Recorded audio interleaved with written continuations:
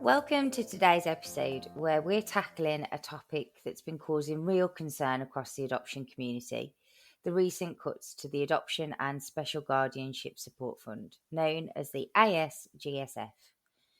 I'm joined by three of our experienced adoption support managers, Rebecca, Kelly and Nagina, who work directly with families every day and understand exactly how these funding changes are affecting the support landscape.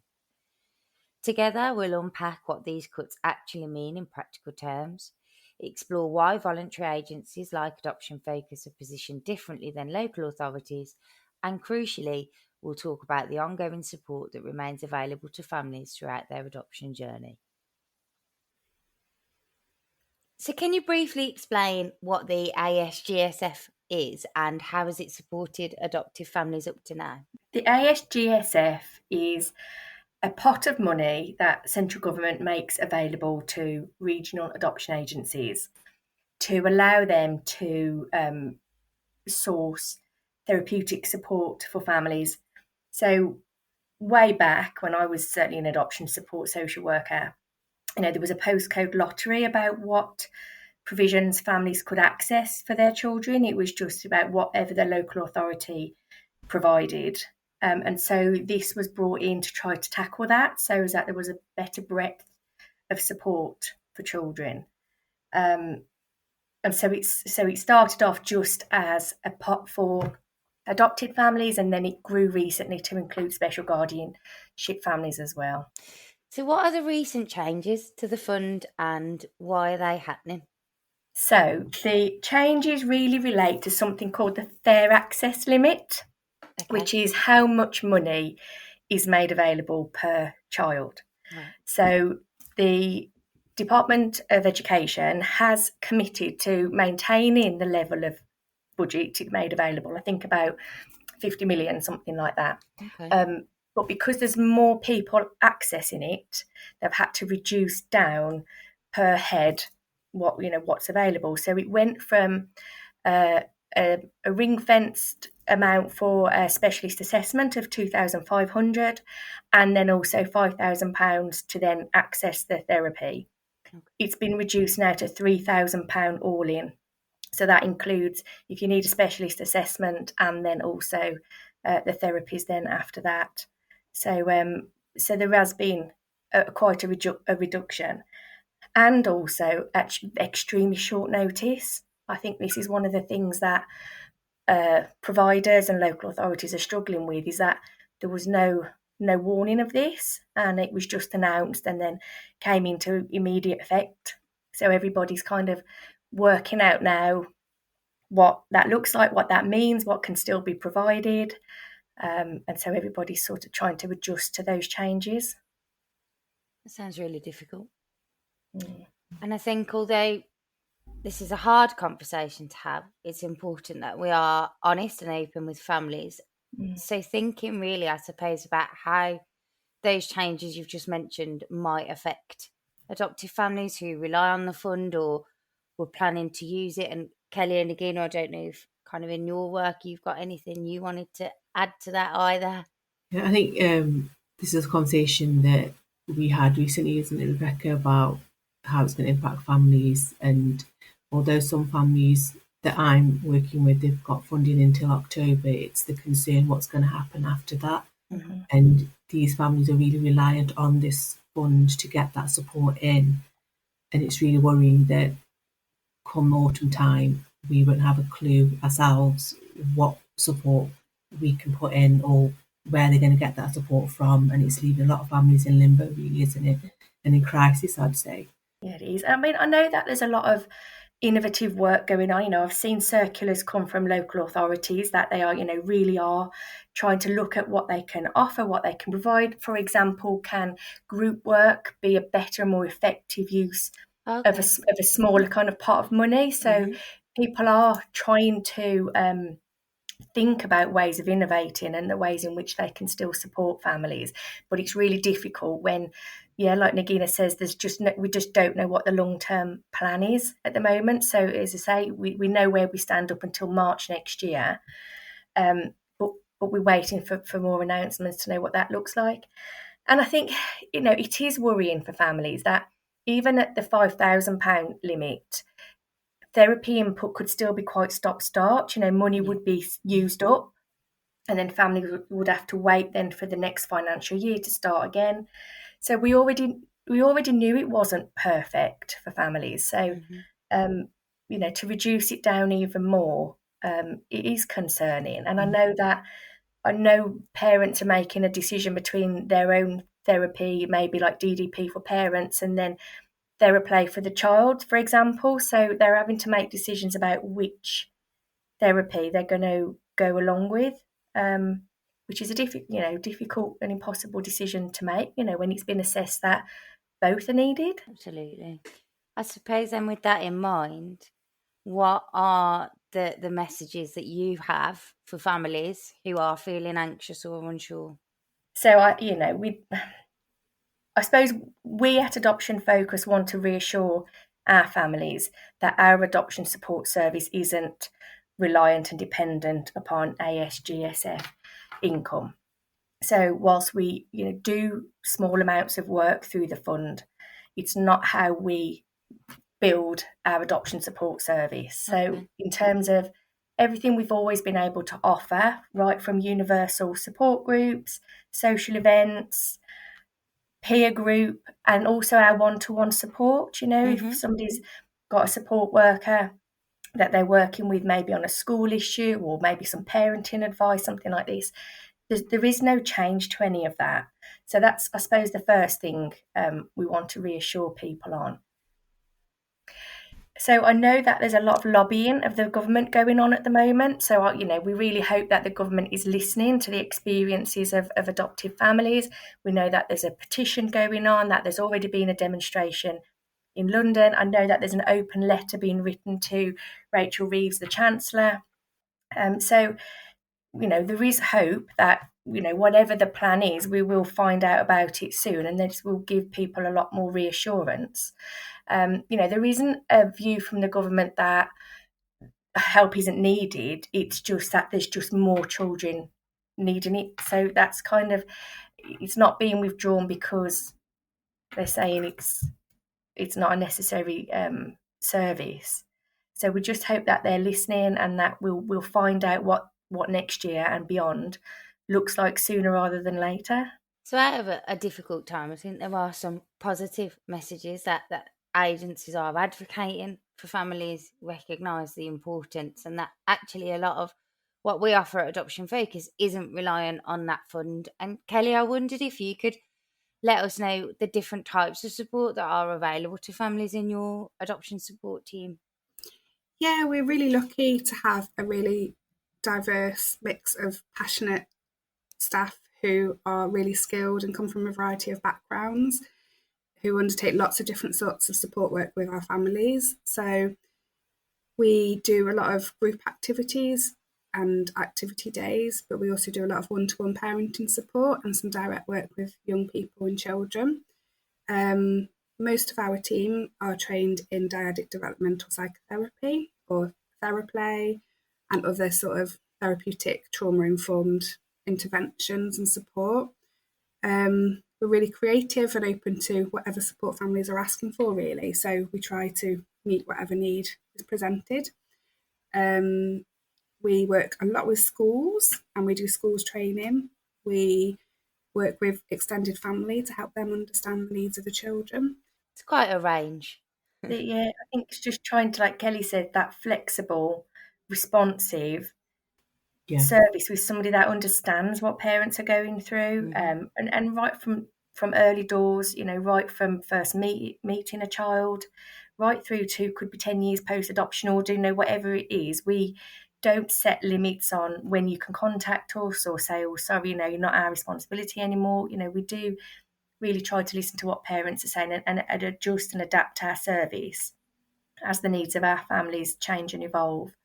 And we know that some of our support is helping families access that adoption support fund, but we won't leave families on their own during that time. We help them with that. We hold them through that process. With the changes to the funding, are there any alternative support routes or funding options available to families at all?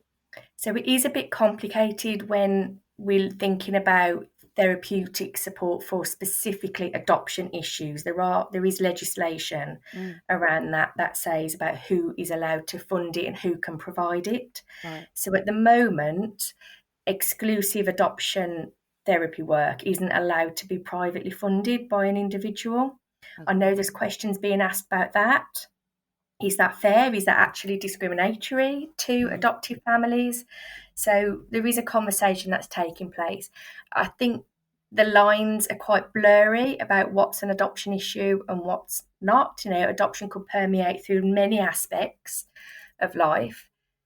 So it's a conversation, I think, if somebody is really interested in exploring that, it's a conversation they need to have with their therapist and maybe their local authority to find out, what's allowed and what's okay. Because at the moment there are restrictions around it.